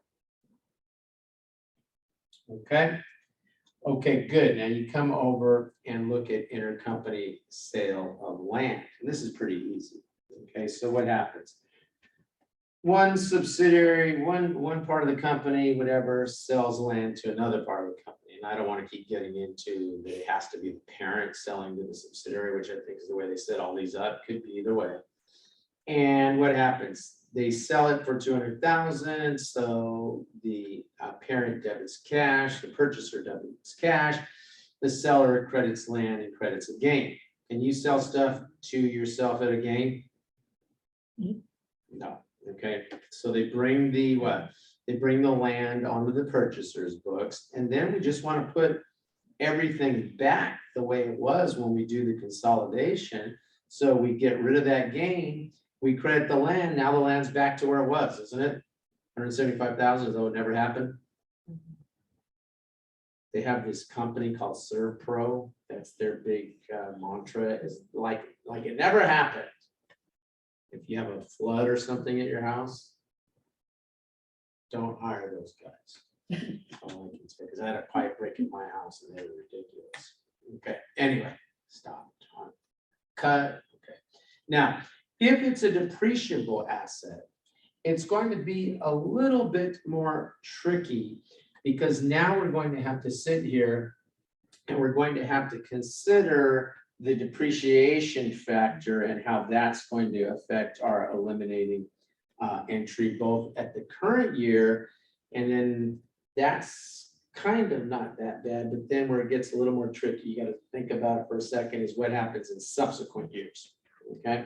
So let's go ahead and let's take a look at what happens if it's a fixed asset and we sell this asset for cash of 100,000. It has accumulated depreciation on the seller's books of 20,000. On the seller's books, its original cost is 90. And on the seller's books, we have what? We have this $30,000 gain. Okay, because the book value was 70 and we sold it for 100, right? Now, on the purchaser's book, the machine's showing it 100,000, and when they depreciated on that 100,000. So then you take $10,000 depreciation. Now, when you look at this, the intercompany gain of 30,000 has to come off. The machine needs to be put back down to 90,000. So we credit the machine for this 10,000, and we put the accumulated depreciation back. So everything's back to how it was before the purchase, right? Okay, but we also have to adjust the depreciation, because what's happened on what should have happened was it should have been depreciated, what? The 70,000 divided by the 10 years should have been taken 7,000 depreciation a year, 90,000 minus the 20,000 accumulated depreciation. So we should have been dividing that over the remaining 10 years. Instead, on the purchaser's books, I don't know why they have to call it non-GAAP intercompany, but on the purchaser's book, it was being depreciated at 100,000, wasn't it? So we took too much depreciation in a way, if you will. So what do? We debit the accumulated depreciation, 3,000. We credit the depreciation expense, 3,000. So now it's showing the correct amounts, right? Now, where it gets interesting is what happens in subsequent years. And I find it helpful to understand this, if I think about what's happening with the retained earnings and the accumulated depreciation. Now think about it. The retained earnings of the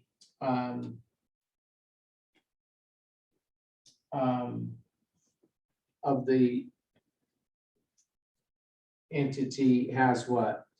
Has 30,000 gains sitting there, right?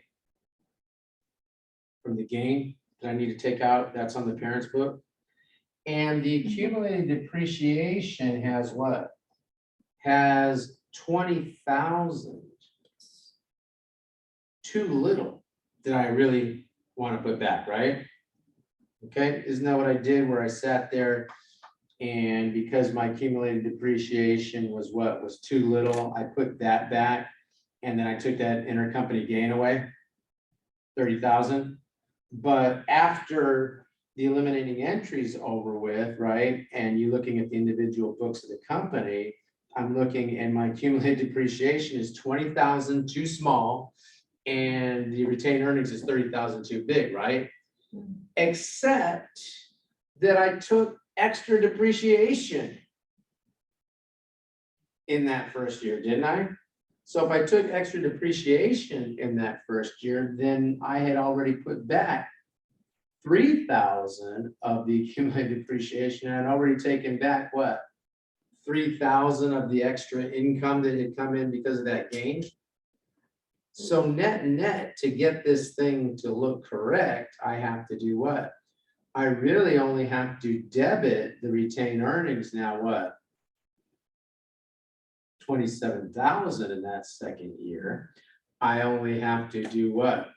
Credit the accumulated depreciation, 17,000, and now it's back to where it needed to be. The entire gain is out of there now. And of course, I bring the machinery back to what? To its original amount of 90,000.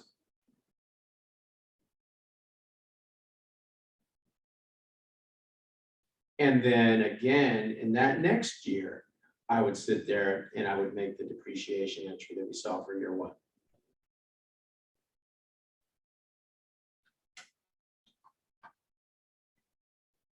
Question?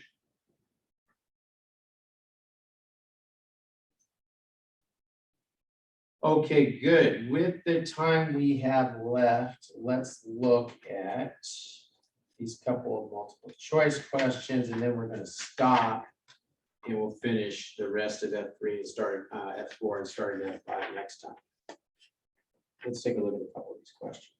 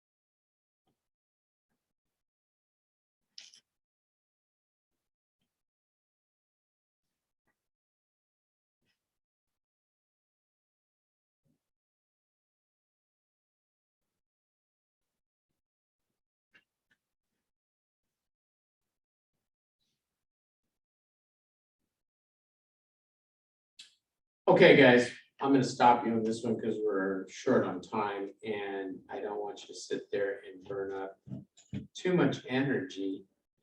How do you show intercompany receivables? What do you do with intercompany receivables? Eliminate them.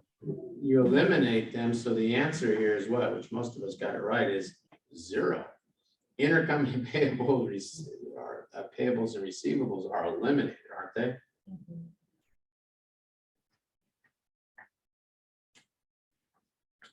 Okay. Okay, good. How about number 2?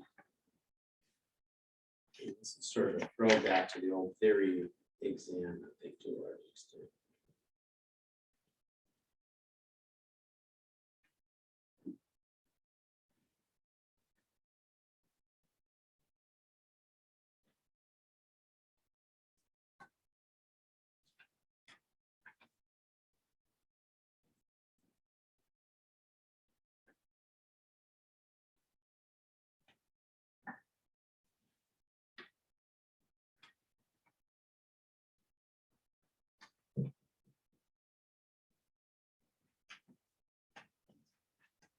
I don't know how you doing. Good, how you Looking for Mr. Woolridge. Not here. 4209. I don't know. You don't know? I'm John Lord. Can I help you? Yeah, I have, I was told to come here today for me to do I'm a best student and I was supposed to come in for my psych class today. What time did it start? And I think it's like 6:50. I did my COVID test, came up here, but I looked What on room? my online and I'm looking for Erica Bosi. What room? I have that information. Okay, this is an accounting class. Is that accounting class? Yeah, and if you sit in here, you really will need psychology. So I would recommend that you reach out to your advisor Okay, and see what happened. Yeah, okay, this all is right. in a different class. Yeah. Thank you, I I'm not appreciate sure. it. Yeah, okay, Thank you. all right. Okay, let's take a look at this question here. I'm gonna end the poll, guys, because we're running short on time. And again, these questions are, even the one with the numbers was testing, do you understand what the hell the basic thing that's going on here, right? They're theoretical in nature. And the answer is that what? You eliminate the sales and the cost of goods sold when it's intercompany sales, don't you? You don't get in and say, oh, take out 80% of it because you only own 80% of the company. The entire thing gets eliminated, right? And then our only job is to make sure that we take out any intercompany profit as well, right? Out of the cost of goods sold and the ending inventory of the buyer. You don't eliminate part of it. We show all the sales. We show all of the expenses, including cost of goods sold. But if it's intercompany, you eliminate it. All of it. We're going to have a separate line item down there on the income statement for net income for the non-controlling interest. That's how we'll handle it. Okay, good. Let's look at this last one. Get the heck out of here and we'll finish up the F4 next time.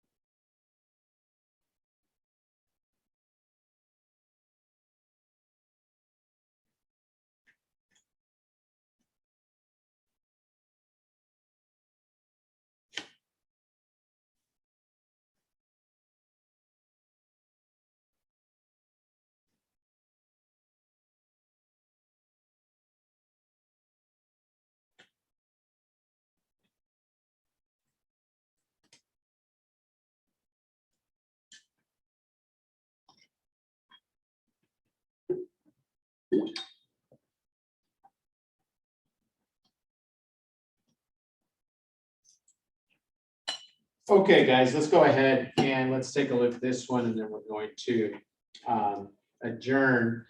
So what happens? We sell a machine for 900,000. Poe does to Saks for 900,000, but Poe originally paid 1.1 million for it. So if, well, let's Poe, and most of us got it right.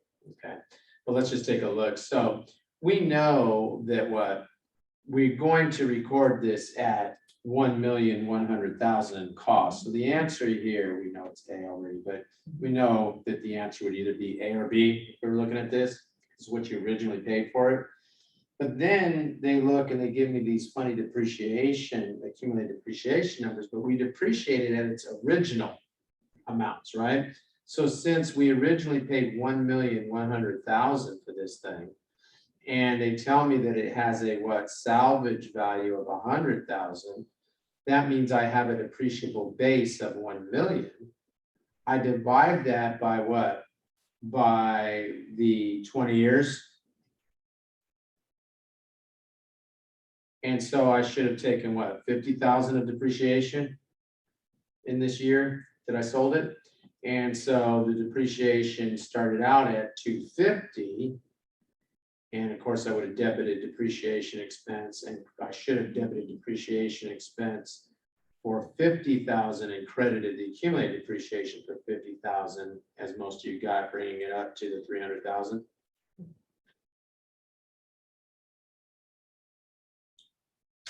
Question?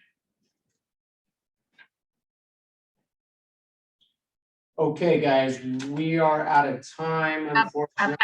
I apologize, sir. I have an administrative question. Yeah, So the guest speaker assignment submission is not on e-learning. the guest speaker thing to submit it. Submission area, there's no submission area. There's no mention of the guest speaker assignments at all on e-learning. Okay, all right, I'll take a look at that. Thank you. Anything else? Okay, guys, we'll pick up at the consolidated statement of cash flows. We will definitely wrap up F3 next time, and we will start to jump into F5, okay? I mean, F4 next time, and we'll start to jump into F5. All right, have a good evening. Thank you. Have a good night. Bye-bye. Thanks. You guys, I'll be back home next time, so it's up to you if you want to come by. I won't be here. But let me know, and just in case there's any problem setting up the room.